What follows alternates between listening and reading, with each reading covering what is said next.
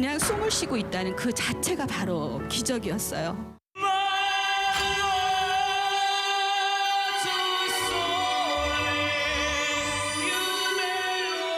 노래는 저의 없어서는 안 될 에너지고 저의 없어서는 안 될 저의 삶이에요.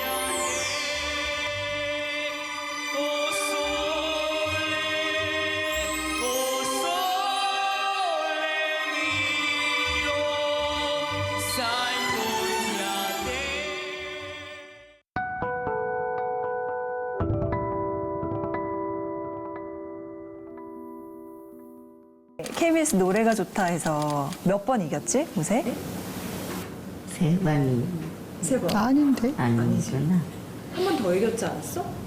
셋에다가 하나 더 하니까? 네 번. 그렇지. 네 번 이겨서 명예 졸업을, 그지?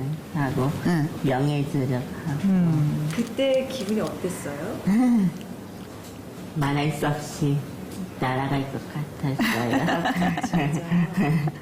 어머님은 어떠셨어요? 아, 그러게요. 그, 모세하고 정말 좋은 추억 하나 만들자. 모세가, 가볍게. 예, 가벼운 마음으로, 정말 가벼운 마음으로 좋은 추억 하나 만들자 하고 나갔었는데, 심정 변하지 않는 사랑으로 남게 해주오.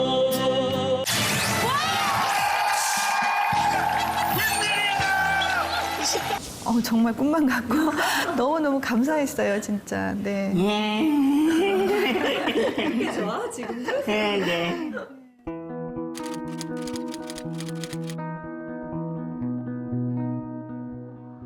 모세가 5살 때 말문이 트였어요. 그리고 그때부터 이제 노래를 했는데 말하고 노래하니까 너무나 감사했던 거예요. 그리고 노래를 잘한다는 생각은 못 한 거고, 근데 7살 때 아이가 성교원을 어머님이 데리고 다녔어요. 연말에 재롱잔치를 하잖아요. 그때 이제 어머님이 모세를 뭔가를 시키고 싶으셨던 거예요. 그래서 이제 성경 말씀을 암송하게 했고 노래를 한 곡을 시켰어요. 근데 노래가 끝난 후에 많은 분들의 반응이었던 거예요. 뭔가 깊은 울림이 있다. 너무나 감동스럽다. 그래서 그때 이제 저희 부부가 모세가 할 수 있는 건 바로 노래다. 라고 생각을 하고 이제 집중적으로 그때부터 이제 노래를 들려주기를 시작을 했죠. 그리고 시키고.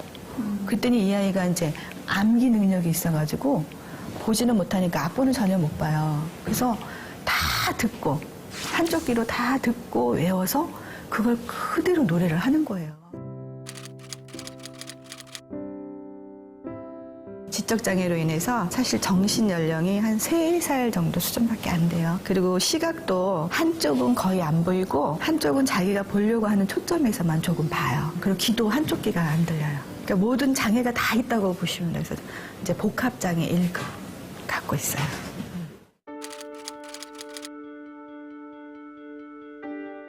사실 이제 모세를 제가 임신 4개월 말경에 초음파 검진을 통해서 아이가 살 수 없다는 진단을 받았어요. 그러니까 머리 뒤쪽 부분에 뼈가 이렇게 형성이 되지 않았는데 그 부분으로 안에 들어 있어야 할 내가 이렇게 밖으로 다 쏟아져 나왔거든요. 이제 도저히 살 수 없고 산모도 위험하다고 하니까 최종적인 결론을 내려온 거거든요. 이제 수술 날짜를 잡고 수술을 대기하고 있는데 그러는 찰나에 정말 미세한 태동을 느낀 거예요. 그때 제 마음에 인위적으로 해하지 말아야 되겠다. 어차피 만약에 정말 어차피 죽을 아이면은 10달을 채워서 내가 세상 빛을 보게 해야 되겠다는 마음이 강하게 들더라고요. 그래서 수술을 하지 않았어요, 그때는. 그러면서 이제 아이가 이상이 있으니까 산모도 위험하다 그랬잖아요. 그래서 10달을 채우기까지 입원과 퇴원을 반복을 했죠. 그래서 10개월을 채워서 제가 제왕절개로 아이를 낳았어요. 그러니까 어떻게 보면 그 생명이 너무나 소중한 거예요.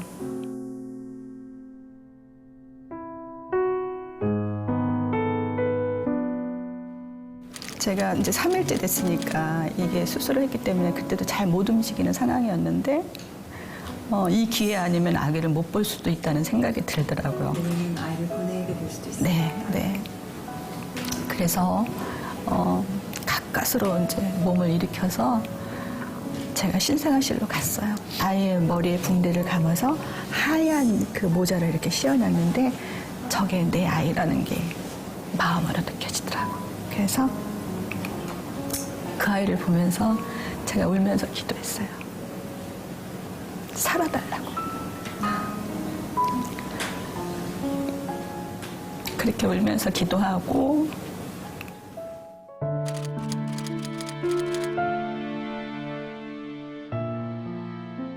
태어난 지 3일째 되는 날 밖으로 나온 날을 이제 모두 절단하는 수술을 했어요. 그 수술 후에 의사분이 하시는 말씀이 대뇌의 70%, 손의 90% 이상을 절단을 해서 이제 이 아이는 보지도 못하고 듣지도 못하고 말하지도 걷지도 못하며 표현하시기를 온몸의 장애가 너무 극심해서 얼마 살 수 없을 거다라는 이야기를 했어요. 4번의 뇌 수술과 2번의 다리 수술 이렇게 총 6번의 수술을 했는데도 아이가 장하게도 잘 견뎌 주더라고요. 반이 있었죠. 힘들지 않았다면 그건 거짓말이고 그러한 상황들 속에서 저희가 경제적으로 많이 힘이 들었어요. 정작 이 아이를 병원에서 데리고 나왔을 때는 저희가 지하방이었거든요. 면역력도 약한 아이를 내가 지하방으로 데리고 왔을 때 그게 가장 힘들었어요.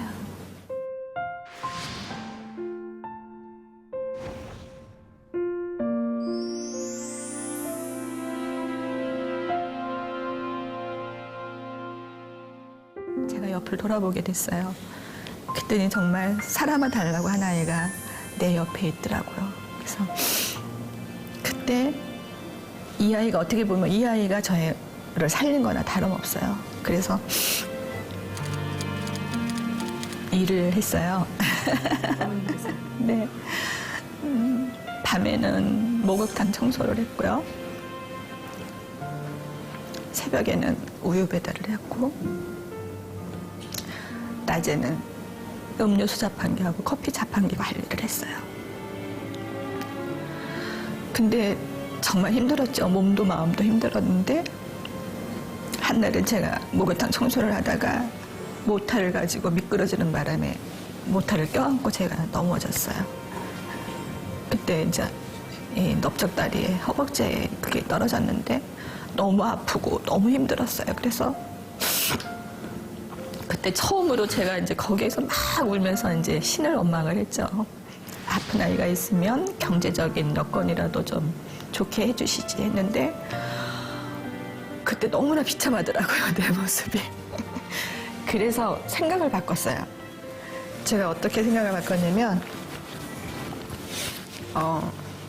이렇게 주위를 보니까 많은 분들이 이제 10개 중에 9개를 가지고 있으면서도 내게 없는 거 하나 때문에 굉장히 힘들어 하시더라고요. 내게 있는 것에 감사하는 마음으로 바꿨어요. 그래서 목욕탕 청소를 하면서 다른 분들은 돈 주고 목욕을 해야 되는데 나는 돈을 벌면서 사우나를 하네. 이제 그렇게 그리고 이 아이를 데리고 내가 할 수 있는 일이 있다는 것에 감사했어요. 그러니까 아이를 통해서 네. 있는 것에 감사하는 법을 제가 이제 그렇게 감사하는 걸로 바꿨어요. 그러다 보니까 오늘날 이렇게 또 감사의 조건들을 아주 그냥 수도 없이 주시더라고요. 그래서 모든 사람들한테 말하고 싶어요. 그냥 있는 것에 감사하라고. 그러면 불평할 게 하나도 없어지더라고요. 요새 엄마 자주 안아드려요? 네. 안아드려봐요.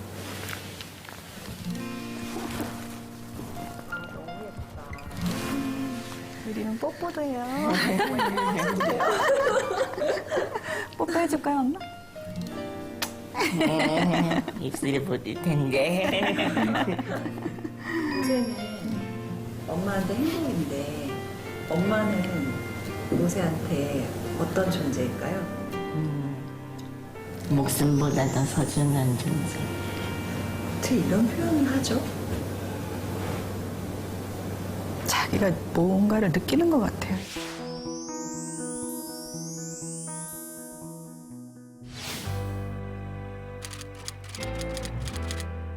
노래하는 사람은 이렇게 몸이 악기라고 하더라고요. 근데 모세 같은 경우는 이제 마비가 오잖아요. 그러니까 잠잘 때는 이렇게 몸이 편안한데 일단 잠에서 깨면 신경이 쓰이면은 이 강직이 돼요. 근데 거기에다가 노래까지 한다 그러면 이게 힘들거든요.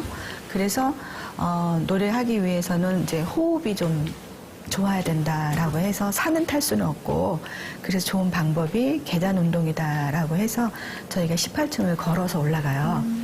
그리고 이제 윗몸 일으키기도 하고 또 집에서 자전거도 태우고 자기가 힘들어도 해야 된대. 그래서 왜 해야 되냐 했더니 노래를 잘하기 위해서 해야 된다고. 제가 잠이 들어 있었어요. 근데 무슨 노래가 흘러나오는 거예요. 근데 모세가 그 노래를 하더라고. 그래서 모세가 그 노래가 뭐야? 라고 했더니 조항조 씨의 만약이라는 곡이에요. 네. 그래서 내가 모세야 저 노래 너 다 알아? 그랬더니 안 돼요. 확실하게 외워서 엄마한테 들려줄 수 있어? 그랬더니 네 그러더라고요. 그러더니 제 생일날 그 노래 저한테 불러줬었어요. 그래서 조금만 불러줘봐요. 조금만. 만약에 당신이 그 누구와 사랑에 빠지면 그 사람을 위해서 무엇 할 수 있나. 텅 빈 세상 살아가는 이유가 만약에 너라면 어떡하겠니.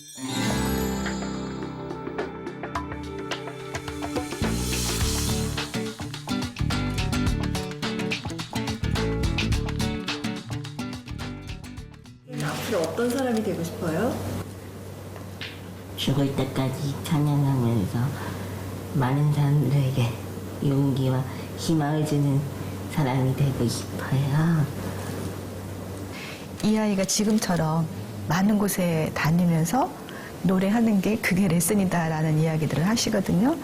근데 학교를 졸업하고 나서 지금처럼 그런 기회가 주어진다면 모세가 행복할 수 있는 일을 계속 할 수 있는데 그렇지 않다고 하면은 사실 저도 계속적으로 공부를 시키고 싶어요. 그래서 학교는 아니더라도 이렇게 레슨을 받을 수 있는 기회가 있다면 뭐 일주일에 한 번이든 뭐 욕심 같아서 한 2번 이렇게 선생님과 이렇게 노래할 수 있는 그런 기회가 있으면 얼마나 좋을까 하는 생각인데 글쎄요 아직까지는 잘 모르겠어요.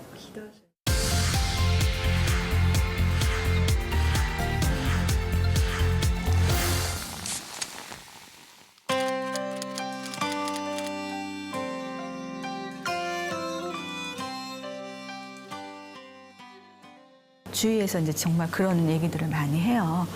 근데 좀 저희들을 이용하려고 하시는 분들도 계시고 또 아까 얘기했듯이 많은 분들이 정말 떼돈을 버는 줄 알고 이렇게 또 네, 도움의 손길을 또 요청하시는 분들도 계시고 그러한 부분들이 조금 어떻게 보면 좀 힘들어요. 네네.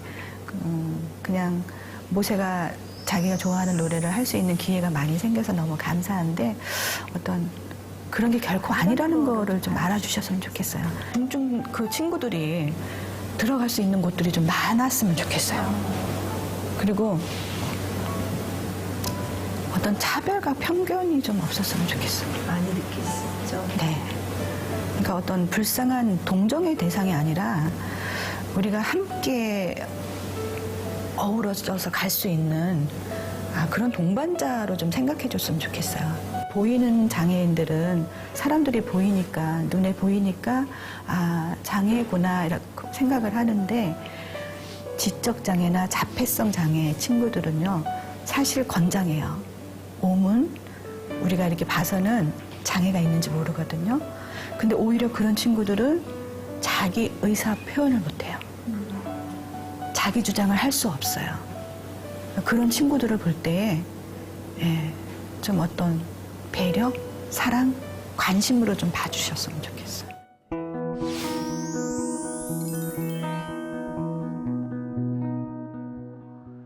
모세가 없었다면 어쩌면 내 삶은 많이 누릴 수 있었겠지만 정말 참다운 삶을 살았을까? 정말 이런 아픈 곳까지 들여다볼 수 있는 깊이 있는 삶을 살았을까? 그래서 저는 그냥 감사해요. 지금 이 순간. 터널의 끝은 있다라는 것을 말씀드리고 싶었어요. 그러니까 요즘 많은 분들이 너무 힘든 분들이 굉장히 많더라고요.